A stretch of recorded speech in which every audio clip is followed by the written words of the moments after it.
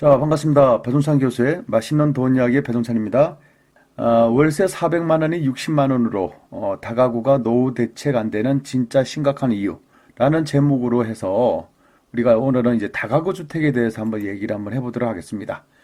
제가 뭐 서울시 2급 이상 공무원들 대상으로 해서 특강을 하고 그랬어요. 그리고 대전시에 있는 고위 공무원 대상으로 특강을 해드렸고, 더 나아가서 이제 전국에 있는 여러 뭐 관공서에서 이제 은퇴를 앞둔 공무원들 특강도 좀 해드렸죠. 그런데 이분들 만나서 얘기를 하다 보면 이제 한 가지 좀 재미난 것이 있죠. 이분들이 공통점이 있다는 거예요. 그 공통점은 바로 뭐냐라고 하면 이분들은 꿈과 희망이 바로 다가구 주택을 매입하는 겁니다.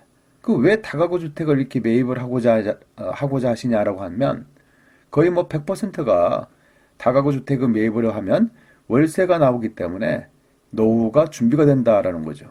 그러면 우리 요분들이 생각하는 즉 고위직 공무원들이 생각하고 또 다들 공무원으로 은퇴하시는 분들 또 해서 뭐 대기업이 됐든 중소기업이 됐든 이제 은퇴를 앞둔 분들 또 자영업이 됐든 그 대부분의 사람들이 왜 다가구를 선호하냐라고 하면 그 다가구 주택에서 받는 월세로 인해서 본인들의 노후가 이제 보장이 된다라고 생각을 하시나 봅니다. 그래서 오늘은 그 다가구 주택이 과연 우리의 노후를 보장해 줄 것이냐 그 부분에 대해서 한번 강의를 한번 해보도록 하겠습니다. 먼저 다가구 주택이라는 거죠. 다가구 주택이 뭐냐라고 하면 건축부 시행령에 의해서 주택으로 쓰는 이제 층수가 총 3개 층 이하야 되고 지하 주차장을 제외한 한 개 동의 연면적이 660제곱미터 이하야 된다. 즉 200평 이하야 된다는 거죠. 그러니까 뭐 건물의 면적이 200평 이하야 된다는 얘기가 되겠고요. 또 세대수로 보면 19세대 이하가 돼야 된다라는 거죠. 그 주변에 여러분들이 보시면 3층짜리 주택 건물들 보이실 겁니다. 그럼 많이 보이시죠? 그런 주택들이 이제 다가구 주택이다라고 생각하시면 될 것 같고요. 간혹 딱 봐도 다가구 주택 같은데 이 층수가 4층짜리가 있죠. 근데 그 4층짜리를 자세히 보면 1층은 뭐로 되어 있습니까? 아마 주차장으로 쓸 겁니다. 그러다 보니까 주차장은 빼고 그냥 실질적으로 주택으로 사용할 수 있는 층수 2층, 3층, 4층 해가지고 합이 3층을 사용하고 있으니까 이제 요건 다가구 주택이다라고 우리가 생각하시면 될 것 같고요. 이 다가구 주택의 장점하고 단점이 있죠. 뭐 장점이면 당연히 월세가 들어온다라고. 그 뭐 두 번째 장점은 주인 세대가 거주할 수 있다는 거죠. 그 내가 거주하면서 월세를 받는다라는 장점이 있습니다. 그 세 번째를 보면 내가 이렇게 뭐 101호, 102호, 201호, 202호, 301호, 302호가 있지만은 결론적으로는 한 세대 한 주택으로 간주가 된다는 거죠. 즉 1가구 1주택으로 이제 간주돼 가지고 세금적인 부분에서 좀 혜택을 본다라고 볼 수가 있겠고요. 이제 단점을 보면요. 세입자가 들어오면 좋은데 세입자가 안 들어오는 경우 이제 뭐가 된다? 공실이 되지 않습니까? 또 세입자들은 대부분이 월세를 주는 사람들이기 때문에 전세는 보통 임대차 기간이 한 2년을 하는데 요 월세 임대차는 보통 1년 정도 하지 않습니까?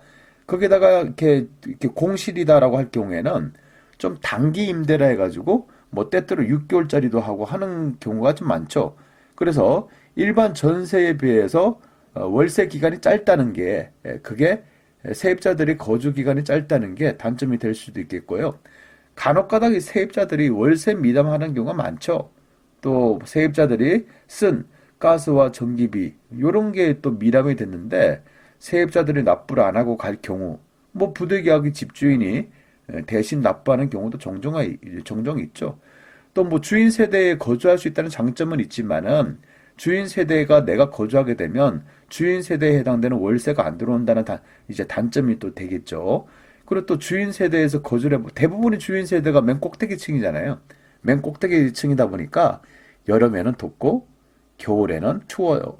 요게 이제 문제가 되는 거예요.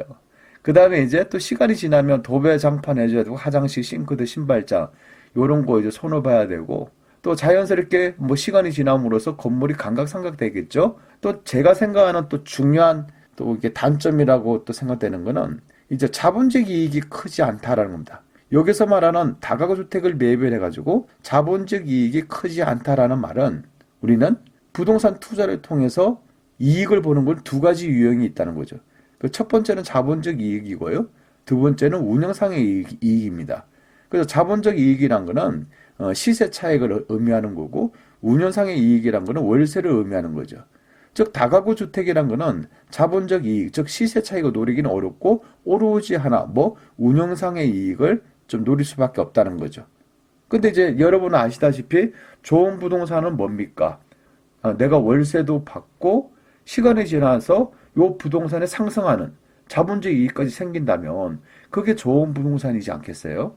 그러다 보니까 다가구 주택의 단점으로 본다면 제가 생각하는 가장 큰 단점은 시세 차이고 즉 자본적 이익이 그다지 크지가 않다. 이 부분에 대해서 단점이다라고 생각이 듭니다. 이제 다가구 주택의 수요 공급에 문제가 있습니다. 뭐 수요와 공급이라는 단어는 여러분이 또 숱하게 들으셨기 때문에 많이들 아실 거라고 생각하고요. 이 다가구 주택의 전통적인 경쟁자가 있죠. 이 전통적인 경쟁자는 거는 예전부터 같이 경쟁을 하면서 싸워왔던 그게 되겠죠. 그러다 보니까 예전부터 다가구 주택하고 싸움의 대상이 되는 부동산이 뭐가 있을까요? 네, 맞습니다. 오피스텔이 있겠죠. 빌라가 있겠죠. 다세대가 있고 소규모의 소형 아파트가 있겠죠. 그런데 이제 또 안 그래도 기존에 있는 전통적으로 싸우는 경쟁자가 좀 있어서 좀 불편한데 이제 다가구 주택의 경쟁자가 또 나타났다는 거죠. 그게 바로 도시형 생활주택입니다. 이 도시형 생활주택은 여러분 잘 아시다시피 이명박 정권 때 만들어진 거죠. 뭐 이명박 정권 딱 생각하면 건설 붐이지 않습니까? 토목공사, 4대강 이런 부분이 생각나시죠? 맞습니다. 그래서 도시형 생활주택도 이명박 전 대통령 때 이걸 시행하게 된 거죠. 즉 1인 가구, 2인 가구의 주거 안전을 위해서 이게 만들어졌다는 거죠. 그러다 보니까 1인 가구, 2인 가구니까 요것도 결론적으로 원룸 투룸이지 않습니까? 그러니까 다가구 주택하고 같이 경쟁이 되는 이런 이제 문제가 된 거죠. 전통적인 경쟁자하고 도시형 생활주택이라는 경쟁자하고 이렇게 싸워야 되니까 자연스럽게 공급은 증가가 됐죠. 근데 수요는 일정하죠. 그러다 보니까 가격은 하락하죠. 여기서 말하는 가격 하락이라는 거는 임대료, 즉 월세까지도 하락에 이제 같이 된다는 얘기가 되겠죠. 그러다 보니까 이제 다가구 주택을 짓는 사람들도, 즉 다가구 주택을 짓는 건축업자들도 그냥 지으면 안 되겠구나. 그래서 다가구 주택도 이제 대형화를 좀 시키고 또 이왕이면 최신식 이제 다가구 주택을 짓는 거죠. 그 안에다가 풀옵션으로 도시형 생활주택만큼이나 그냥 오피스텔만큼이나 안에다가 침대, 뭐 컴퓨터, 세탁기, 냉장고, 에어컨 뭐 다 내주는 겁니다. 다. 그러다 보니까 이제 뭐 연식이 5년 이상 된 거, 또 연식이 10년 이상 된 거, 요런 다가구 주택을 가지고 있는 분들은 지금 뭐 전통적인 경쟁자하고 싸워야 되고 새로운 경쟁자인 도시형 생활주택하고 싸워야 되고 이제 최신으로 짓기 시작하는 다가구 주택과의 또 싸움을 해야 되는 거죠. 그래서 자연스럽게 기존의 다가구 주택을 가지고 있는 사람들은 난감해질 수밖에 없는 그런 문제가 이제 봉착이 되겠죠. 그래서 기존의 다가구 주택을 가지고 있는 사람들이 현재는 엄청나게 힘들다라고 말씀들을 하십니다. 왜냐하면 이제 임대료가 떨어지죠. 또 월세를 안 내는 사람들도 이제 나타나기 시작했고 또 월세도 안 내고 전기세도 안 내고 가스비도 안 내고 또 도망가는 사람이 또 나타났고 나가라고 해야 되지 안 나가는 사람들이 또 생겨나지 않습니까? 거기다가 이제 건물은 오래돼가지고 또 수리를 해야 되고 진짜 과거에는 좋았는데 350만 원도 받고 450만 원도 받고 이렇게 받아서 좋았는데 지금 와서 생각해보니까 현재는 너무나 어렵다는 거예요. 그 소유자들은 이제 옛날이 좋았다는 겁니다. 옛날에 이건 얼마를 받았는데 그러다 보니까 옛날에 원룸을 35만 원 받았는데 지금 뭐 원룸 뭐 15만 원 해도 안 나가는 원룸들이 많지 않습니까? 그런데 이제 그렇게 15만 원에 내놓지를 못하는 거예요. 왜냐하면 옛날에 35만 원 받았는데 지금 왜 15만 원 내냐는 거죠. 그 시대가 바뀌었다는 걸 이제 모르시는 거죠. 또 옛날이 좋았다는 거죠. 부동산 학개론에 나오는 그런 문제점에 대해서 한번 얘기를 한번 해보고자 합니다. 먼저 그 학개론에 보면 주거 분리 현상 문제라는 게 있습니다. 여기서 말하는 주거 분리 현상이라는 거는 도시에서 고소득층의 주거지역과 이 저소득층의 주거지역은 서로 뭐한다? 분리가 된다는 거예요. 즉 부자 동네는 고급 아파트들이 좀 즐비하게 있겠죠. 그리고 가난한 동네는 좀 부자 아파트하고 좀 이렇게 떨어져 있겠죠. 그리고 가난한 동네는 다가구 주택이나 좀 허름한 단독 주택들이 형성이 되겠죠. 그래서 주거 분리 현상이란 거는 이렇게 부자 동네와 가난한 동네가 좀 이렇게 분리가 자연스럽게 분리가 된다는 얘기예요. 그리고 이러한 주거 분리는 도시 전체에서 나타나기도 하고 또 작은 동네에서도 분리가 나타난다는 거예요. 그런데 우리가 말하는 오늘 강의를 하는 요 다가구 주택은 근본적으로 본다면 부자 동네에는 건축되지 않습니다. 왜냐하면 부자 동네에는 아파트를 지어서 아파트를 분양해야 될 거 아닙니까? 그러다 보니까 이 다가구 주택은 아파트를 지을 수 있는 큰 공간, 또 아파트를 지어서 이렇게 분양할 수 있는 그런 지역이 아니라 다소 그 도시에서 말하는 그 동네에서 말하는 핵심적인 지역이 아니라 다소 좀 떨어져 있는 지역에 다가구 주택을 짓는다는 거죠. 그래서 이게 주거 분리가 됐다는 거죠. 이런 동네의 문제점이 바로 이제 시간이 지나면 건물이 노후화되지 않습니까? 또 이제 건물이 노후가 된다는 얘기는 건물을 수리를 해야 된다는 얘기죠. 그래서 부자 동네 같은 경우에는 이 건물에 대한 수리비가 월세 수입보다 낮으니까 건물을 수리해서 세를 놓는다는 얘기예요. 하지만 가난한 동네 같은 경우에는 이 건물 수리비가 월세 수입보다 더 높으니까 건물을 수리하지 않고 그냥 공실로 내버둔다는 얘기입니다. 즉, 이 다가구 주택은 연식이 오래되다 보면 이제 화장실도 손봐야 되고 싱크대도 손봐야 되고 뭐 신발장도 손배고 도배장판은 또 손을 봐야 되지 않습니까? 그런데 내가 돈 들여가지고 또 다른 데에 비해서 요즘 짓고 있는 최신식 다가구는 에어컨도 집어넣고 냉장고도 집어넣고 인터넷도 집어넣고 다 한다는데 요렇게 내가 다른 최신식으로 짓고 있는 도시형 생활주택이나 최신식으로 짓고 있는 다가구 주택에 맞춰서 그 수준에 맞춰서 나도 그렇게 꾸미려면 돈이 많이 들어간다는 얘기예요. 그렇지 않나요? 뭐 컴퓨터, 냉장고, 뭐 TV, 에어컨 요거 다 집어넣어야 될 거 아닙니까? 또 기본적으로 화장실도 수리해야 되고 싱크대도 해야 되고 그러면 요렇게 돈이 들어갔는데 만약에 월세가 안 들어온다면 또 월세로 들어올 세입자를 구했는데 그 세입자가 월세를 안 내고 전기세도 안 내고 가스비도 안 내고 그냥 도망갔다면 이런 이제 문제점이 이제 발생이 된다는 거예요. 그래서 앞서 얘기한 바와 같이 이 부자 동네에서는 수리비에 비해서 월 수입이 많으니까 수리를 하는데 다가구 주택 같은 경우는 이렇게 올 수리를 했는데 결론적으로는 이게 공실이다라고 하면 이건 뭐 비용만 들어간 거잖아요. 그러면 이제 수리를 안 하게 되겠죠. 그러니까 다가구 주택이 오래됐다고 수리를 안 한 순간 그 다가구 주택은 세입자들이 선호를 하지 않는 주택이 되죠. 그리고 두 번째 문제는요. 이 주택의 여가 가정에 대한 문제입니다. 여기서 말하는 여가 가정이라는 것은 주택이 소득 계층에 따라서 상하로 이렇게 이동하는 현상을 말하는 거예요. 그래서 월세 세입자가 이제 소득이 증가되지 않습니까? 그러면 이왕이면 그 세입자는 더 좋은 동네로 또 더 좋은 집으로 이사를 가고자 하는 게 뭐 사람의 마음이지 않습니까?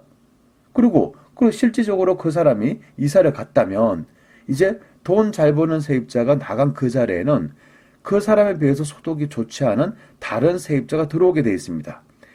이처럼 소득에 따라 가지고 이렇게 상하로 이동하는 거, 요걸 바로 우리는 주택의 여가 가정이라고 그러고 또 내려가는 거를 우리는 하향 여가라는 거죠. 즉 다가구 주택은 시간이 지나면 지날수록 주택이 오래되지 않습니까? 또 들어오는 세입자들 또한 예전에 월세를 꼬박꼬박 이렇게 납부하는 그런 안정적인 직장을 가진 세입자들이 들어오는 것이 아니라 이제 소득이 불규칙적이고 또 기본적인 재산이 없는 그런 사람들이 들어오게 된다는 거죠. 자연스럽게 그럼 보증금이 줄어들고 월세가 줄어들겠죠. 예전에는 보증금 500만 원에 월세 40만 원 받았다면 요게 계속 여가 과정을 통해서 세입자들이 좀 이렇게 예전 같은 세입자가 아니라 좀 힘든 세입자가 들어오면 당연히 500에 40짜리가 100만 원에 뭐 12만 원 해도 원룸이 안 나가는 경우도 있다는 얘기입니다. 이런 이제 문제가 되겠죠. 이처럼 이 다가구 주택이라는 거는 현실적인 문제와 부동산 학계론적인 문제 이것을 이제 같이 병행돼서 나간다는 거예요. 그래서 이 다가구 주택이 은퇴자들이나 또 안전한 월세 수입을 노리는 우리 중장년층의 이 투자처로서 그다지 좋지 않다는 사실을 알게 되는 거죠. 그러면 이 다가구 주택을 통하여 돈 버는 사람들은 없을까? 아니죠. 이 다가구 주택을 통해서 돈 버는 사람도 있긴 있습니다. 그 사람들은 누구냐 하면 첫 번째는 다가구 주택을 짓는 건축업자분들. 돈 버는 거죠. 땅 사서 건물 올리면 또 다가구 주택을 중개하시는 공인중개사 사장님들. 그분들 돈 버시지 않습니까? 이렇게 돈 버시는 분들 돈 버세요. 또 이 다가구 주택이 또 무조건 다 나쁘다는 말은 아니에요. 신규로 지은 다가구를 해서 1년, 2년 동안 월세로 꼬박꼬박 좀 잘 받고 시세도 올라서 매덕도 비싸게 받고 판 경우도 있겠죠. 이런 경우에는 좀 눈치 빠르게 경제의 흐름이나 기타 등등 또 그 지역에 또 개발 이슈가 터졌어. 이런 경우는 뭐 다가구로 인해 가지고 월세도 받고 시세 차이도 노리는 경우도 있겠죠. 하지만 이런 경우는 좀 흔하지 않은 경우겠죠. 이 전국적으로 있는 여러분 주변에 있는 다가구 주택을 한번 살펴보세요. 그게 5년 전 가격하고 10년 전 가격하고 같은지, 또 여러분이 알고 계시는 다가구 주택의 소유자들을 한번 살펴보세요. 또 그런 집주인들하고 얘기를 한번 나눠보세요. 과거에 받던 월세하고 현재 받는 월세가 얼마나 차이가 나는지. 그래서 이게 꼭 말씀드리고 싶은 요지는요, 이 다가구 주택이란 거는 특별한 사정을 제외하고 여러분의 행복한 노후 준비가 된다는 것은 아니다는 사실이라는 거죠. 이상까지 배종찬 교수의 맛있는 돈 이야기였습니다. 감사합니다.